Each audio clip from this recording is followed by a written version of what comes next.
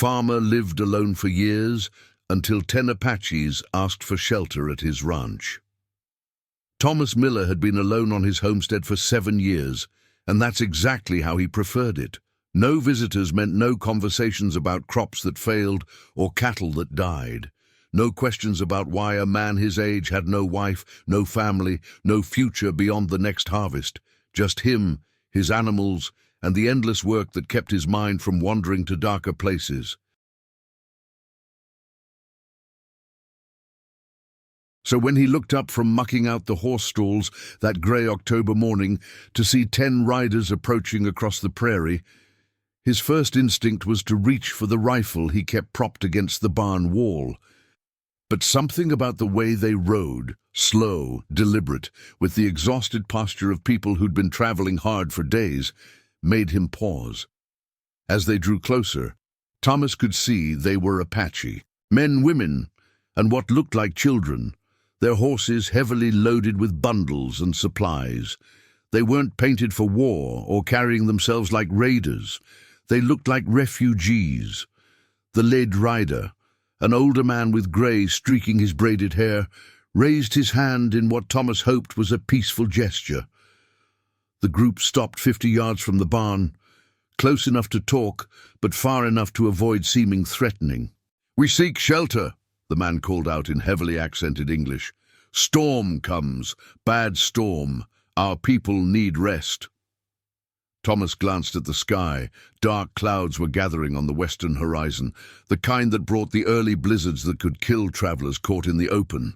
He looked back at the group, an elderly woman wrapped in blankets, children huddled against their mothers, horses that looked like they'd been ridden hard for days. Every rational part of his brain told him to send them away. Harboring Apache could bring the cavalry down on him. His neighbors, if they found out, would call him a traitor or worse. But looking at those children, at the exhaustion in their faces, Thomas felt something crack inside his chest. "Barn's got room," he called back. "For the night." Relief flooded the lead rider's weathered face. "We are grateful. I am Standing Bear. These are my family." Thomas nodded toward the barn. "Get them inside before the wind picks up." Within an hour, the group had settled into the barn with their horses. Thomas watched from his cabin window as they organized themselves with quiet efficiency. The men tending the animals, the women preparing what looked like a meager meal from their supplies, the children helping where they could despite their obvious fatigue. The storm hit just after sunset. Wind howled around the cabin, driving snow horizontally across the prairie. Through the howling, Thomas could hear the sounds of the horses in the barn, restless but sheltered. He'd made the right choice. Nobody, not even enemies, deserved to die in a storm like this. Around midnight, a soft knock came at his door. Thomas opened it to find Standing Bear holding a steaming cup. "My wife makes tea," the Apache said. "Good for cold night. We share." Thomas hesitated, then stepped aside. Standing Bear entered, followed by a woman about Thomas's age with intelligent eyes and silver threading through her black hair. "This is Morning Star, my wife," Standing Bear said. "She says to thank the man who saves our children from storm." Morning Star spoke in Apache, her words musical despite the serious tone. Standing Bear translated. "She asks why you help us. White men usually turn away Apache families." Thomas accepted the tea, surprised by its warmth and the complex herbal flavor. "Because you needed help. Storm like this kills people." Standing Bear and Morning Star exchanged a look. "Many white men would say Apache death's a good thing," Standing Bear said quietly. "I'm not many white men," Thomas replied. "But I'm just a farmer who doesn't like seeing kids freeze to death." Something shifted in Morning Star's expression. She spoke again to her husband, longer this time, with urgency in her voice. "My wife says you have kind eyes," Standing Bear translated. "Eyes that have seen loss." She asks, "You live alone always?" The personal question caught Thomas off guard. He looked down at his hands wrapped around the warm cup. 7 years now. "Since my family died of fever." The admission surprised him. He'd never spoken those words aloud to anyone. But something about this strange midnight conversation, with the storm raging outside and these strangers who'd become his guests, made honesty feel safer than usual. Morning Star's eyes softened. She reached out slowly and touched Thomas's arm, speaking softly in Apache. "She says grief is heavy burden to carry alone," Standing Bear translated. "She knows this weight." For a long moment, none of them spoke. The wind continued to howl outside, but inside the cabin, something like understanding had settled between them. "Where are you headed?" Thomas asked finally. Standing Bear's face grew grave. "North, to relatives near Fort Defiance. Our village was attacked by soldiers 3 days ago. We escaped, but others—" He shook his head. "We traveled to warn our cousins. Tell them soldiers come." Thomas felt his stomach drop. "Attacked? Why?" "Soldiers say we steal cattle, but we were in winter camp, far from any ranches. Someone wanted us gone from that land." Standing Bear's jaw tightened. "Oilmen came month before, wanted to lease our territory. Council said no. Week later, soldiers come with accusations." The pieces fell together in Thomas's mind. He'd heard rumors about oil discoveries in Apache territory, seen survey teams passing through the area. If someone wanted the Indians gone to clear the land for drilling. "You sure the soldiers are still coming north?" Thomas asked. "Our scouts saw them yesterday, maybe 20 men, moving fast. They follow our trail." Thomas set down his cup and walked to the window. The storm was still raging, but he could see the first hints of dawn in the eastern sky. The blizzard would end by mid-morning, and travel would be possible again. How far to your relatives? 2 days, if weather holds. Thomas made a decision that surprised even him. "I know a way. Old hunting trail through the hills. Rough going, but it'll keep you off the main roads. Soldiers won't know it." Standing Bear and Morning Star stared at him. "You would guide us?" Standing Bear asked. "Storm's ending. I can get you through the hills to the back trails. From there, you should be able to reach your people without being seen." "Why?" The question came from Morning Star in careful English. "Why help more than shelter?" Thomas looked at this woman who'd shared tea and kindness with a stranger, at her husband who'd shown trust, despite every reason for suspicion. He thought about his empty cabin, his solitary meals, the silence that had become both comfort and prison. "Because it's right," he said simply, "and because I haven't done anything right in a long time." The storm cleared by dawn, leaving the world transformed under 2 feet of fresh snow. Thomas loaded supplies while the Apache broke their temporary camp. The children looked better after a warm night's sleep, though they still moved with the quiet alertness of people who'd learned to expect danger. As they prepared to leave, one of the younger women approached Thomas with a small bundle wrapped in leather. "Gift," she said in halting English, "for kindness." Inside the bundle was a small carving, a horse made from dark wood, polished smooth and detailed with intricate patterns. It was beautiful, clearly the work of skilled hands. "I can't take this," Thomas protested. Standing Bear shook his head. "In our way, gifts must be accepted.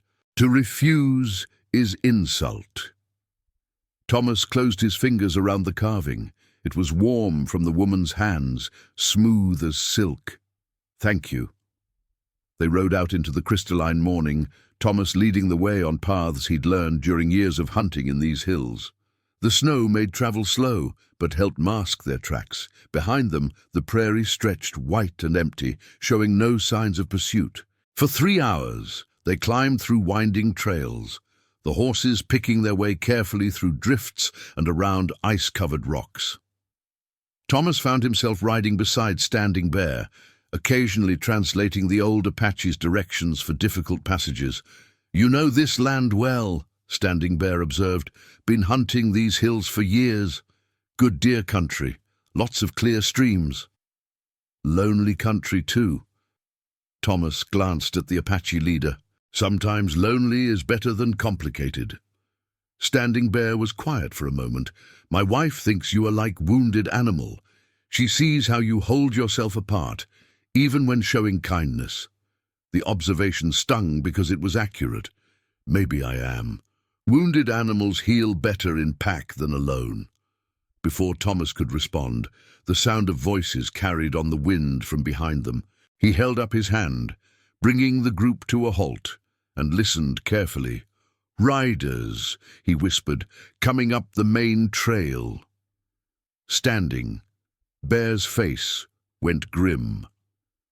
He called softly to his people in Apache, and immediately they began moving off the trail into a cluster of boulders that offered concealment. Thomas dismounted and crept to a vantage point where he could see down the mountain. Through the trees, he spotted them, a cavalry patrol, 20 men just as Standing Bear had predicted, following tracks toward the foothills. He slipped back to where the Apache waited in tense silence. "Soldiers," he confirmed quietly. "But they're following your tracks from yesterday before the storm. They don't know about the mountain trail." "They will find our tracks from barn to here," Standing Bear whispered. Thomas realized he was right. The soldiers would follow the trail right to his homestead, then pick up the fresh tracks leading into the hills. "Not if they think you went a different direction," Thomas said. An idea was forming, dangerous but possible. "I'll lead them off. Make them think you circled back toward the river." "Too dangerous," Morningstar said firmly. "They suspect you hide us. They arrest you. They won't suspect anything if they think I'm helping them track you." Thomas's plan was risky, but simple.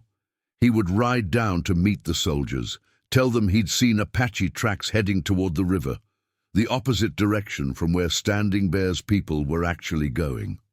With luck, the cavalry would waste time searching the wrong area while the Apache made their escape. "If they catch you lying," Standing Bear began, "then I guess I'll find out how brave I really am." For the first time since Thomas had met him, Standing Bear smiled. "My wife was right. You have warrior heart hidden under farmer clothes." Thomas felt heat rise in his face. "I'm not a warrior. I'm just a man who's tired of being afraid all the time." He mounted his horse and rode back down the trail, leaving the Apache hidden among the rocks. His heart hammered as he approached the point where the soldiers would emerge from the forest. The cavalry patrol came into view 20 minutes later, led by a young lieutenant who looked like he'd rather be anywhere else. Thomas rode toward them with what he hoped looked like relief. "Thank God," he called out. "I was hoping you boys would come this way." The lieutenant pulled up his horse. "You see something, Mr. Miller." "Thomas Miller." "I got a spread about 5 miles south." Thomas pointed toward his homestead. "Saw Apache tracks heading toward Willow Creek this morning. Looked fresh." "How many?" "Hard to say. Maybe 10, 12 horses. They were moving fast, heading toward the river." The lieutenant studied Thomas's face, looking for signs of deception. "You didn't see the actual Indians?" "No, sir. Just tracks in the snow. But they looked recent, and they were definitely headed toward the creek." Another soldier rode up beside the lieutenant. "Sir, we've been following tracks that lead into these hills." Thomas felt sweat beading despite the cold. "Well, there's old trails all through here. Lots of deer sign gets mixed up with horse tracks, but the fresh ones I saw were definitely heading toward water." The lieutenant made his decision. "Sergeant, take half the men and check the river approaches. I'll take the rest and search these hills for another hour." Thomas's stomach dropped. If half the patrol searched the hills while the Apache were still hiding nearby. "Lieutenant," Thomas said quickly, "I know these hills pretty well. Lots of dead ends and false trails up there. Apache trying to escape would head for water and open country, not box canyons." The young officer hesitated, clearly torn between following protocol and accepting the word of a local who knew the territory. "Plus," Thomas added, "Storm last night covered most tracks, but down by the river you got protected areas where sign might still show." "Very well," the lieutenant decided. "We'll check the river first. If we don't find anything, we'll come back to the hills." Thomas watched the cavalry ride toward Willow Creek, his pulse finally beginning to slow.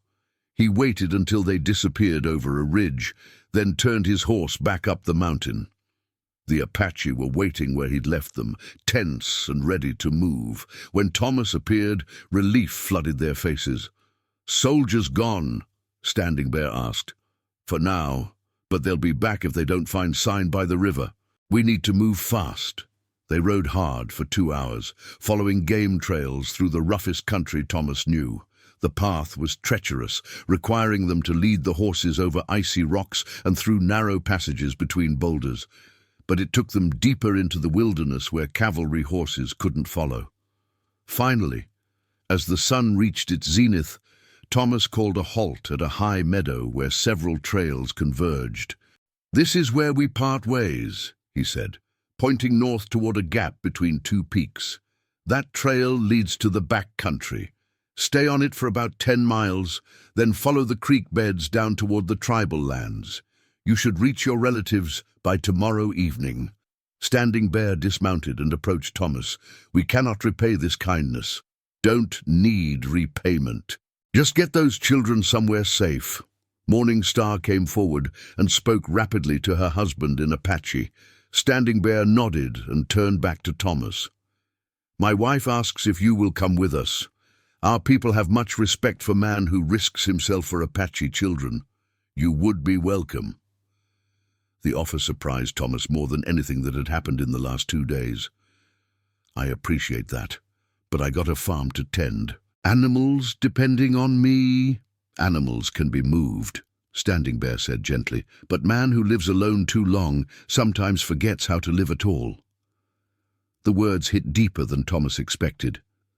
He looked around at the group, at the children who were watching him with curious eyes, at the adults who'd come to trust him despite every reason for caution. For a moment, he imagined a different life. A life where evening meals included conversation, where solitude was a choice rather than a sentence. But fear won, as it always had. "Thank you," he said quietly, "but my place is here." Morning Star stepped forward and placed both hands on Thomas's shoulders. She spoke in Apache, her voice carrying warmth and sadness in equal measure. "She says you carry medicine for wounded hearts," Standing Bear translated. But medicine does no good if healer refuses to take it himself." Thomas felt tears threaten, an emotion he'd kept buried for 7 years. Tell her I'm grateful for her kindness. All of you." The Apache prepared to continue their journey, checking supplies and adjusting loads for the final push to safety. As they mounted their horses, the young woman who'd given Thomas the carving approached one final time. "Do you change mind? You welcome," she said in careful English. "Good man, always welcome." Thomas watched them ride away across the high meadow, their figures growing smaller against the vast backdrop of mountains and sky. Soon they disappeared entirely, leaving him alone with his horse and the echoing silence of the wilderness. He rode home slowly, taking the long way through valleys that had once brought him peace. But something had changed during those 2 days. The silence that had been his refuge now felt different, not peaceful, but empty. At his cabin that evening, Thomas sat by the fire and turned the carved horse over in his hands. The wood was smooth and warm, polished by countless touches. It was beautiful work, clearly made with love and patience. He thought about Standing Bear's words about wounded animals healing better in packs. He thought about Morning Star's assessment that he was carrying medicine he refused to take. He thought about the offer to join them, to trade his solitary existence for something he couldn't quite name, but desperately wanted. 3 days later, a cavalry patrol arrived at Thomas's homestead. The young lieutenant looked tired and frustrated. "Mr. Miller, we never found those Apache tracks by the river. You sure about what you saw?" Thomas met the officer's suspicious gaze steadily. Storm could have covered them. Apache are pretty good at hiding their sign when they need to. That's what the scout said. Figured they probably made it to tribal lands by now. The lieutenant paused. You didn't happen to see any other sign? Smoke from their camps? Anything like that? No, sir. Been quiet around here. After the soldiers left, Thomas went about his evening chores with mechanical precision. Feed the animals, check the locks, bank the fire. The same routine that had sustained him for 7 years. But that night, lying in his narrow bed, Thomas made a decision that surprised him. Come spring, when the trails cleared and travel was easier, he would make a journey north. Not to join the Apache permanently, but to visit, to see if the children had made it safely to their relatives, to thank Standing Bear and Morning Star for showing him something he'd forgotten existed. For the first time in 7 years, Thomas Miller fell asleep thinking about the future instead of trying to forget the past. Spring came early that year, and with it, Thomas began preparing for a journey he'd never thought possible. He made arrangements with a neighboring farmer to watch his animals, pack supplies for several weeks of travel, and studied the maps that would take him into Apache territory. As he loaded his saddlebags on a warm May morning, Thomas caught sight of the carved horse sitting on his windowsill where he'd placed it months ago. He picked it up, feeling its familiar weight and smoothness, and slipped it into his pocket. It was time to see if a wounded animal really could learn to live in a pack again. The trail north stretched before him, leading toward uncertainty and the possibility of something he'd thought lost forever, the chance to be part of something larger than his own solitary existence. For the first time in years, Thomas Miller was no longer afraid of what he might find. Niall, if this story of unexpected kindness and second chances moved you, don't forget to like and subscribe for more tales from the American frontier, where courage comes in many forms and community can be found in the most unlikely places.